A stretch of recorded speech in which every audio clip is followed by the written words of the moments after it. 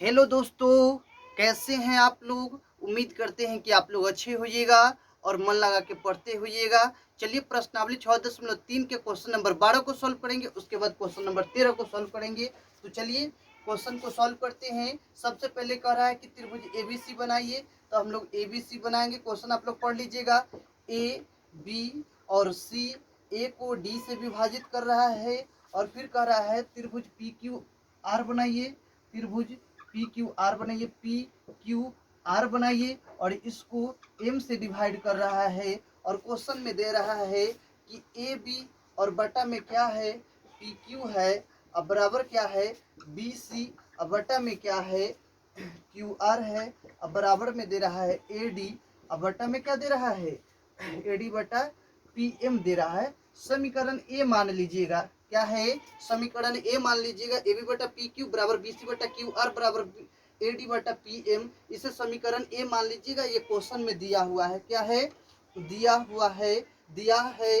अब ये दिया हुआ है तो देखिए सॉल्व करेंगे। ए बी बटा पी क्यू, ए बी बटा में पी क्यू और बी सी बटा में क्यू आर लिखेंगे। अब देखिए पढ़ा कि इस त्रिभुज को इस त्रिभुज से समरूप करना है। देखिए दर्शाना क्या है, सिद्ध क्या करना है कि ये त्रिभुज ए बी सी समरूप है त्रिभुज पी क्यू आर के। तो लिखेंगे समीकरण ए से, सबसे पहले क्या करेंगे समीकरण ए से क्या करेंगे ए बी बटा में पी क्यू बराबर क्या ए बी बटा में पी क्यू बराबर बी सी, अब बटा में क्या कर लेंगे क्यू आर करेंगे। ये क्यू कर रहे हैं, पहले ये देखिए ए बी, अब बटा में लिख देंगे पी क्यू, अब बराबर में लिख देंगे बी सी के जगह पे टू बी डी लिखेंगे। क्या लिखेंगे टू बी डी, अब बटा में क्या टू बी डी, अब बटा में टू क्यू एम, ये से ये कैंसिल, तो लिखेंगे ए बी अब बटा में पी क्यू, अब बराबर क्या बी डी, अब बटा में क्या क्यू एम बराबर क्या इसकी जगह पे रख सकते हैं हम लोग ए डी बटा पी एम, ए डी अब बटा में क्या पी एम, ए डी बटा पी एम, ए डी बटा पी एम। अब देखिए ए बी बटा पी क्यू, तो ए बी अब बटा में पी क्यू, बी डी अब बटा में क्यू एम, ए डी तो ए डी अब बटा में क्या पी एम।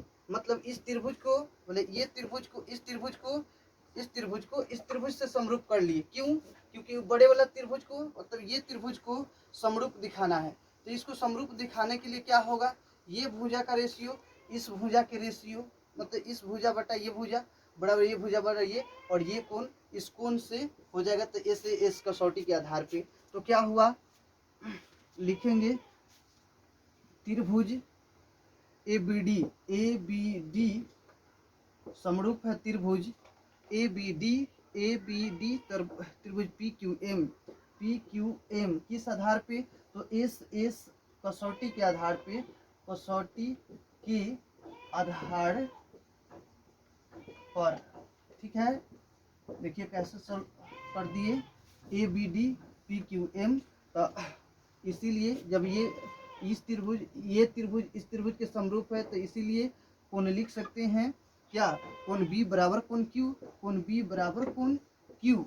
और फिर समीकरण ए से समीकरण इसे मान लेंगे बी, और समीकरण ए से क्या लिख सकते हैं, समीकरण ए से क्या लिख सकते हैं, तो देखिए ए बी बटा पी क्यू, ए बी बटा में पी क्यू बराबर लिख सकते हैं बी सी बटा में क्यू और आर। तो ये देखिए छोटा वाला त्रिभुज बड़े वाले त्रिभुज के समरूप कैसे होगा।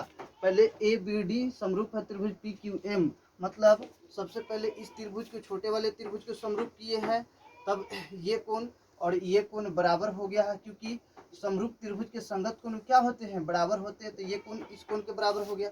जब ये कोण तब फिर ये और ये अप्रूव पहले से ही दिया हुआ था। देखिए ये दिया हुआ था ए बी बटा पी क्यू और बी सी बटा क्यू आर, लेकिन यही कोण एगो निकाल दिए, ये कोण इस कोण के बराबर कर लिए। तो क्या होगा त्रिभुज को अब समरूप कर देंगे। तो देखिए क्या लिखेंगे, यहाँ पे आप लोगों को दिखाई दे रहा होगा, यहाँ से इधर ए बी डी समरूप है त्रिभुज पी क्यू एम के। अब लिखेंगे अब त्रिभुज ए बी सी समरूप है त्रिभुज पी क्यू आर के किस आधार पे, तो एस ए एस कसौटी के आधार पे साइड एंगल साइड के आधार पे हो गया। ठीक है, समझ में आ रहा है आप लोगों को। देखिए अगला क्वेश्चन, अब क्वेश्चन नंबर हम लोग 13 को सॉल्व करेंगे। इसको मिटाते हैं। ठीक है, सबसे पहले समीकरण दिया हुआ था, फिर से देख लिए, AB बटा PQ बराबर BC बटा QR बराबर AD बटा PM, ये दिया हुआ था। अब ये दिया हुआ था तो समीकरण A से इसको ले लिए हैं और यहाँ BC के जगह पे 2BD और QR के जगह पे क्या रख दिए, 2QM रख दिए हैं। रखने के बाद ये भुजा इस भुजा के बराबर हो गया है, ये भुजा इस भुजा का रेशियो इस भुजा के रेशियो के बराबर, इस भुजा के रेशियो इस भुजा के बराबर, इस भुजा को इस भुजा के रेशियो के आधार पर कर दिए हैं। तो एस के आधार पर ये त्रिभुज इस त्रिभुज के आधार समरूप हो गया है। और जब समरूप हो गया तो ये कोण इस कोण के बराबर हो गया, क्योंकि संगत कोण समरूप त्रिभुज के संगत कोण बराबर होते हैं। तो फिर बड़का त्रिभुज ABC और PQR समरूप कर लिए हैं SAS कसौटी के आधार पर। तो मिटाते हैं इसको। चलिए अगला क्वेश्चन देखते हैं, क्वेश्चन नंबर 13 को सॉल्व करेंगे। हेलो हेलो हेलो, ध्यान दीजिए बोर्ड पे attention the white board, then write this question. Okay,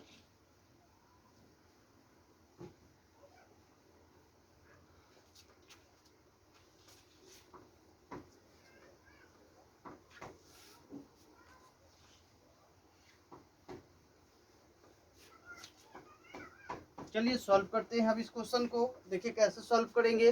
पर त्रिभुज ABC की भुजा BC, तो त्रिभुज बनाएंगे ABC, त्रिभुज ABC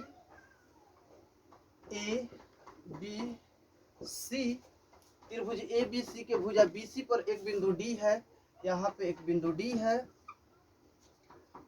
है। इस प्रकार स्थित है कि कोण D जो है, ये कोण D जो है, कोण D कोण A के बराबर है, इस कोण के बराबर है। ठीक है, तो दर्शाइए कि AC, पहले लिखेंगे दिया है, क्या लिखेंगे, दिया है कोण BAC बराबर कोण,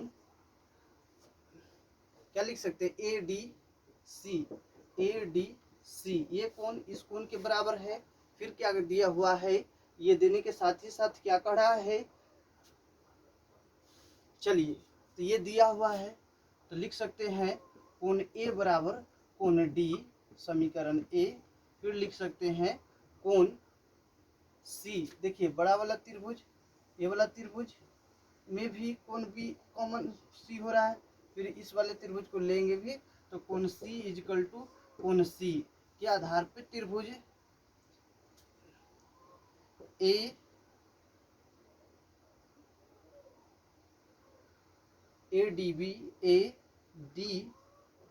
नहीं ऐसे कर दीजिए, CDA या ADC कर दीजिए, ADC त्रिभुज ADC व त्रिभुज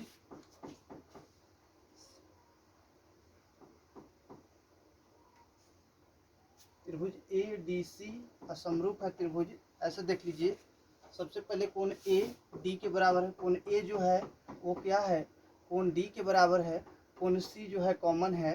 तो बड़ा वाला का त्रिभुज जो है इसके आधार पे है। तो हम लोग क्या कर सकते हैं कि AA कसौटी के आधार पे, कसौटी के आधार पर लिखेंगे त्रिभुज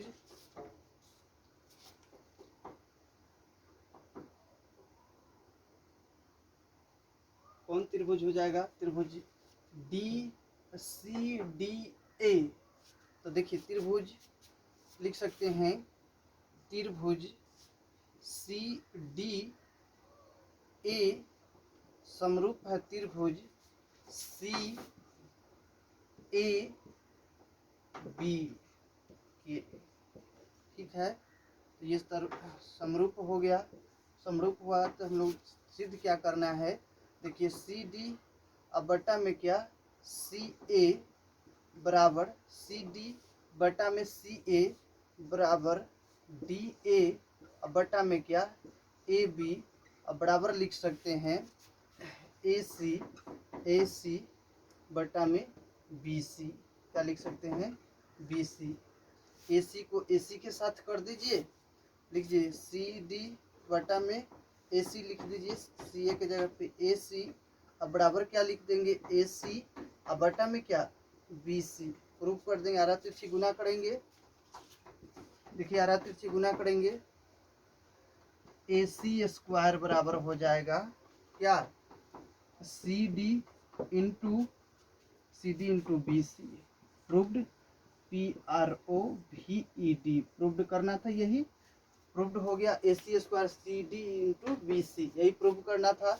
सबसे पहले देखिए इस क्वेश्चन में, देखिएगा, हेलो हेलो, ये बड़ा वाला त्रिभुज का ये कोण इस कोण के बराबर है, और बड़े वाले त्रिभुज के लिए और छोटे वाले त्रिभुज के लिए कॉमन है। तो ये कसौटी के आधार पे त्रिभुज सी डी ए, ये वाला त्रिभुज और ये पूरे बड़े वाले त्रिभुज के समरूप हो गया। ए कसौटी के आधार पे त्रिभुज सी डी ए समरूप है त्रिभुज सी ए बी के आधार पे।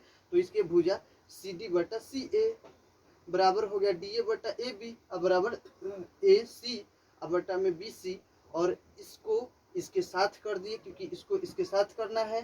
तो ए सी स्क्वायर बराबर होगा C D into B C, यह प्रूव करना था। Thank you. इस प्रकार के क्वेश्चन नंबर 13 क्लियर हो गया। जस्ट हम लोग 14-15 देखेंगे नेक्स्ट वीडियो में। Thank you all of you my dear student.